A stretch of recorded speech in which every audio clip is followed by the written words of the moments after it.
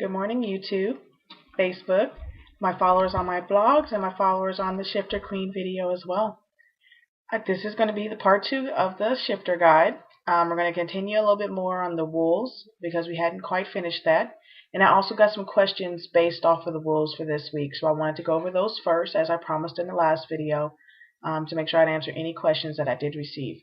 Just to let you know that if you want to asking me any questions you want me to answer here on the guide, it's not a problem. If you do it on Twitter, you can just do @LeTeisha Newton and ask the questions and just let me know and put in the hashtag the Shifter Guide so that I know that that goes to that specific view, and I will be able to make sure that I answer the question and I'll say your name on my video and everything else and direct it to you. And then that also will allow me to go back and tag you in the video so that way you can see it as soon as possible. But you don't have to have Twitter to do that. On Facebook, you can use hashtags as well. So if you use the hashtag the Shifter Guide, then I will know that you're asking about that, and I will make sure that I'll see that and look at that. And you can even tag LeTeisha Newton in that comment as well, and it'll direct me over to that so I can make sure that I answer those questions for you, and I don't have any problem with that. So I want to make sure that all of my followers get their questions answered, in a timely manner. So also, if you do not have Facebook, or you do not have YouTube, or not YouTube, I'm sorry, but if you don't have Facebook or you don't have Twitter at all, then I will annotate my email address that's for the Shifter Guide, and you're welcome to email me or even go onto my blog and ask questions. So I'm going to try to have it very open for everyone to make sure I can answer any questions that you may have. Okay? So let's start with the questions. First, we had Lillian Mackenzie Ryan, who is an amazing author, by the way. Absolutely love her work. She actually asked me some questions about having a combination of an Omega wolf getting mated, and if I'd ever do that, or an Omega, with an alpha kind of character, how exactly would that work? Well, let's think about that a little bit, because we have to talk about the Omega wolf. As we spoke before, the Omega wolf is going to be your low-rung wolf. They're going to be the wolf that, for all intents and purposes, place is to be protected by the rest of the pack. And what they do not bring in strength, they usually bring in something else. They're either comedic relief, or they're extremely intelligent, or something else that they do to help provide for the pack, but they don't have any strength to have any rank. So that basically is what the Omega wolf is. So if you're going to have an alpha mate with an Omega, then there's got to be a reason that you're going to do that. To make them work, because most of the time an alpha is going to mate with another alpha just by the point of having both of them having dominance.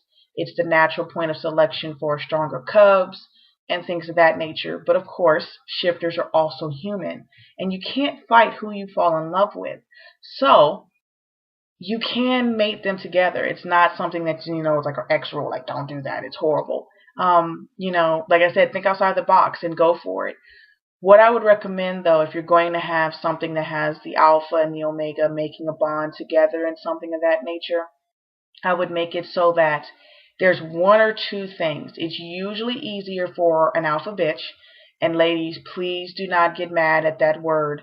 That is actually what the female alpha is called. Is usually called the alpha bitch. That's the designation for the female version, because it's still, under Canis, which is still under classification for dogs. So this is where that comes from. Now, but for the female, it usually is easier to put her with the alpha. And the reason is because normally this woman has to go above and beyond to show that she's the strongest, she's the best, and she's all these things in a male-dominated world. Because even in shifters, it's going to be a male-dominated. Usually they have a lot less females. They do have men and things of this nature. So because it's going to be something that is going to be dominated by men, they're going to overcompensate for their strength to make sure that these men realize, I can lead, I'm strong enough to do it, and I'll kick your ass if you try to tell me that I can't. So when you have a female that's built on those type of bases, well, she can be mated with an Omega, because what happens is that he doesn't challenge her authority. He doesn't challenge her strength, but he brings to her a chance to be softer, because she doesn't have to prove herself. By all intents and purposes, she is better than him in all aspects already.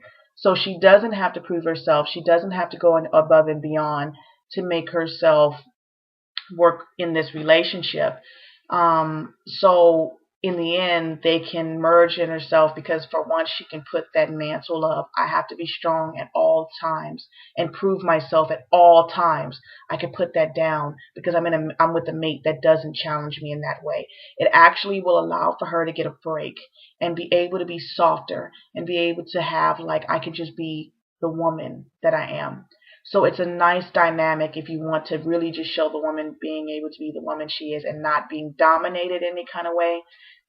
Then that actually is a good idea to put her with an Omega. And it gives people a different viewpoint, because a lot of times in shifters, the guy is an alpha, bonehead, stubborn, pig-headed, and I have to dominate everything. And some readers don't want that all the time. They don't want the generic, oh my God, you're mine, He-Man, rah, rah, rah, and nobody else is going to have you, and that's it, and I'm going to force you to fall in love with me. Some readers want to see something else and something different, so I actually would be really interested in seeing, an Alpha and Omega, and that's just what I would probably do to make that relationship between them work. So Lillian, I hope that, this answered your question, and just to let you know, I would be extremely excited just to see how you worked out that piece, okay? Now, the second question that I got was from Eva Lavoie. She was on my Twitter, and she asked me about the matings. Do alphas or do shifters in general have to always have a happily ever after mating? And is it different for an MM or a male and male relationship to an MF or a male-female relationship? Now, Eva, that's actually a two-part question. Now, in Accepting Their Claim, the book that I wrote that's coming out soon in January, my males in that book, Tobias and Hideki, are actually mates. So they're my MM relationship. And I actually add a female into the mix to make it an MFM menage by the end of the story, and they do mate forever. But do the wolves always have to mate for the rest of their lives? Yes and no. No, because it's your prerogative. If you don't want them to mate forever, then don't. There are plenty of wolves that find people that they just fall in love with, and it's actually in your books, and they just make these couples, and they just, this is the person that they're with, and that's the person that they love, and they're in a relationship. That just goes, from the human side of them. So you can have it where your shifters don't mate for life, and they don't have this everlasting love. There are some readers that do like that, making it very much more natural. What's really going on, it kind of mimics the real world a little bit better. So you can do that. The thing that you have to think about, though, is that a lot of readers enjoy paranormal romance with shifters and vampires and things of that nature because of the very question you're asking. They like it because this is it. You find one of these men or you find one of these women, that is it for the rest of your life. They love you, no one else. No one else will ever matter to them as much as you do, no matter their history, no matter who they have been with, no matter their feelings or emotions for those other people. You are it. You are the one that was built precisely for them in every single way. Perfection, imperfections, faults, great parts of your personality, ugly, nasty morning breath, and everything. You're it. So this is very attractive to most readers. So when you do something where they're not going to mate for life, you have to make their love and their romance something that's very strong, so that when people get there at the end for their happily ever after, it's just a great thing.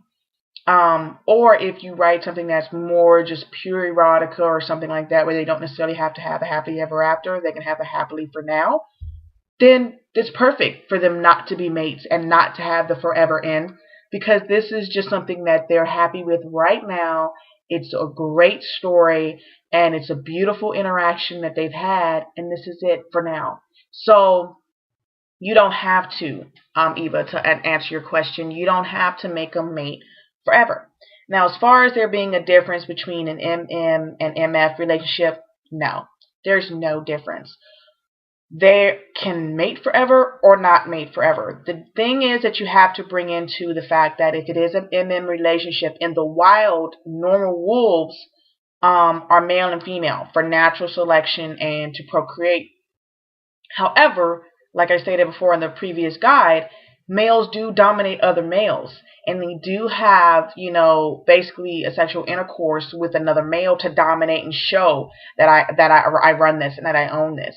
So that sometimes is brought into having, love over with other men, and bringing into MM relationships. And let's just face it, like I said, that we're human and we have human interactions, and, go LGBT movement.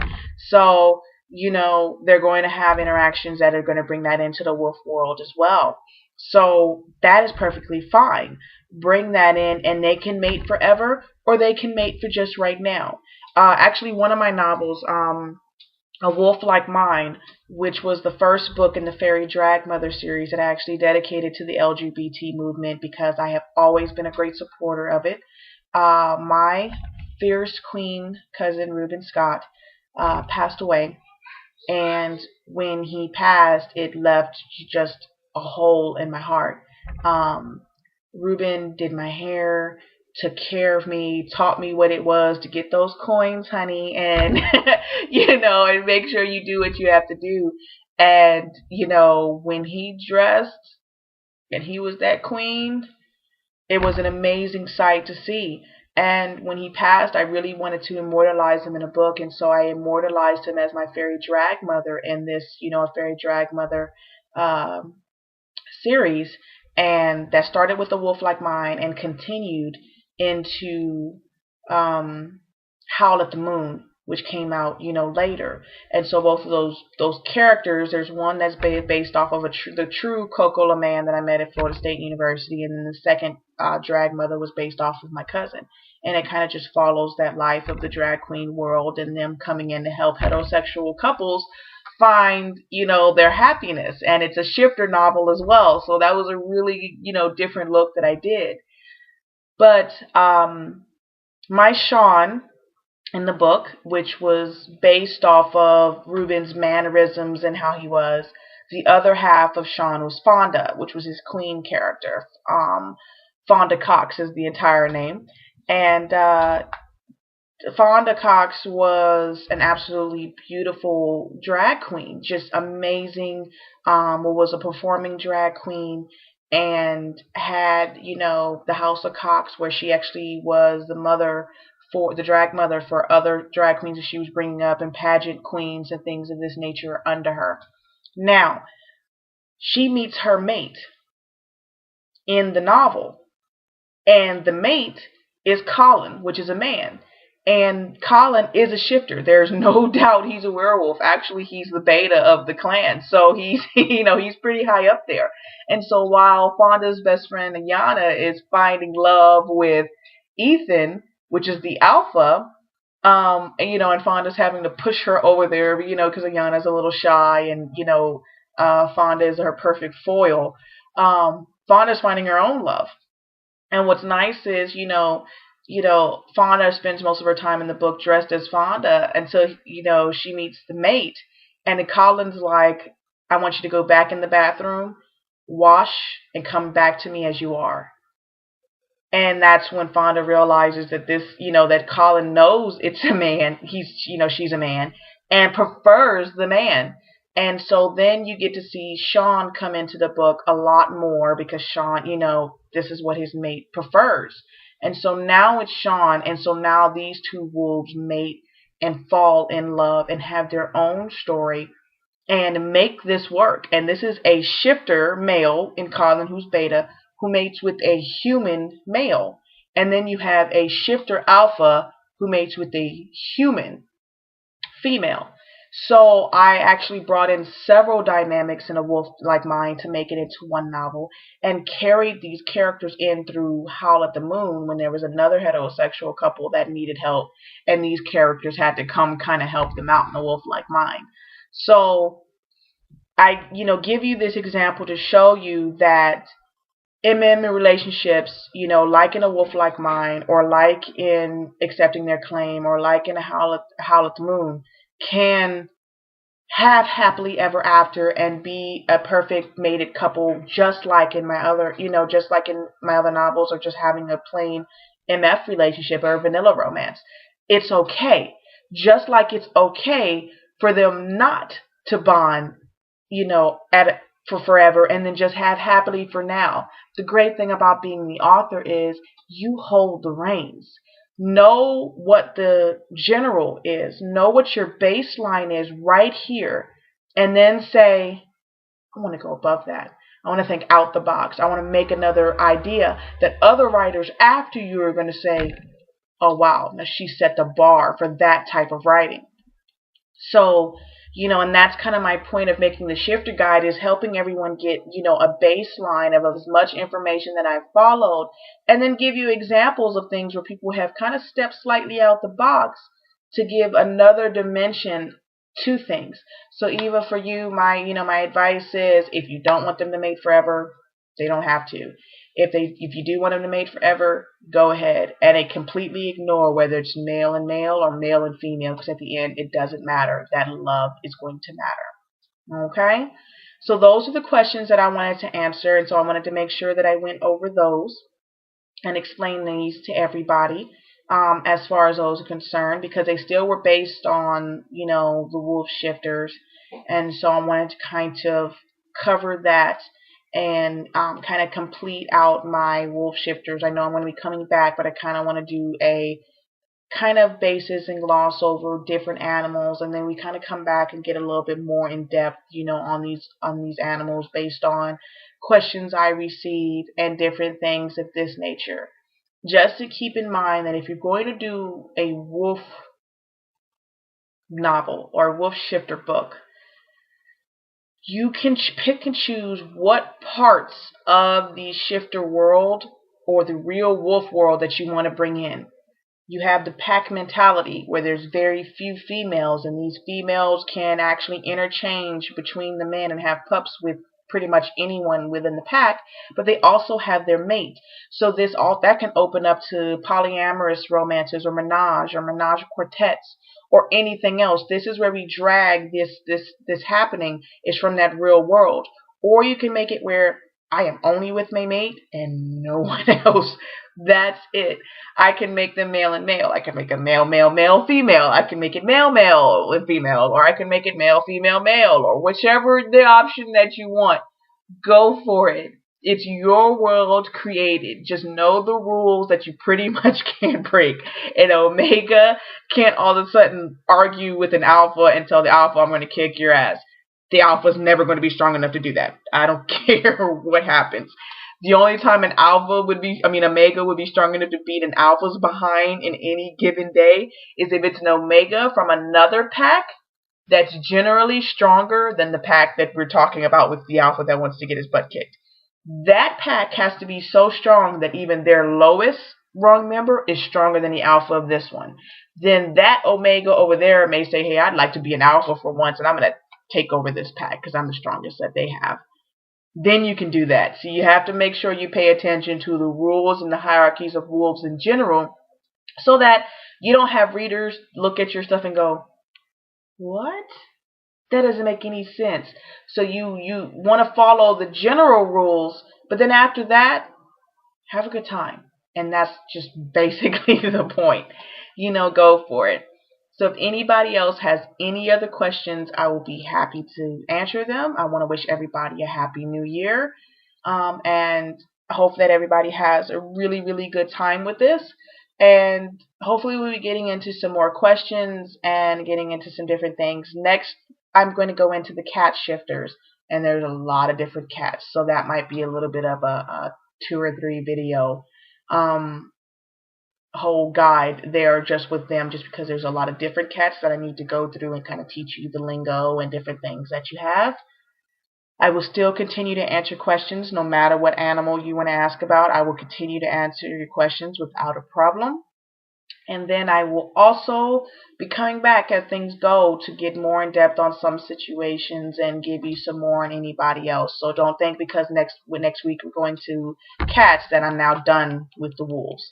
Not by a long shot. The wolves have a lot of information, but I kind of want to change things up for people, so even if people tune in later, they can still kind of catch up and not feel lost.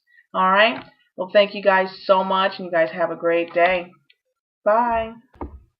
Subscribe to see more.